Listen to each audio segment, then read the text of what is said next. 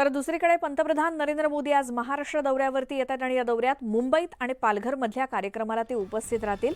पंतप्रधान मोदींच्या हस्ते पालघरमधील वाढवण बंदराच्या भूमिपूजनाचा सोहळा पार पडणार आहे। यावेळी मुख्यमंत्री एकनाथ शिंदे आणि दोन्ही उपमुख्यमंत्री उपस्थित असतील।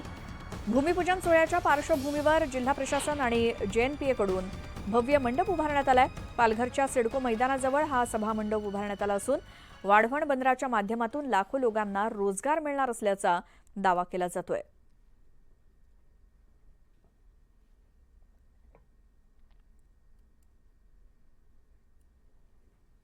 तर वाढवण बंदराला मच्छीमारांनी विरोध केला आणि पालघर जिल्ह्यातल्या मच्छीमारांनी मासेमारी बोटींना आज काळे फुगे बांधून निषेध केलाय। मच्छीमारांकडून वाढवण बंदर प्रकल्पाच्या भूमिपूजनाचा निषेध करण्यात येतोय।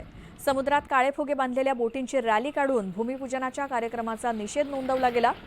वाढवण बंदर प्रकल्पाच्या भूमिपूजन कार्यक्रमाविरोधात स्थानिक भूमिपुत्र आणि मच्छीमार आक्रमक झालेत।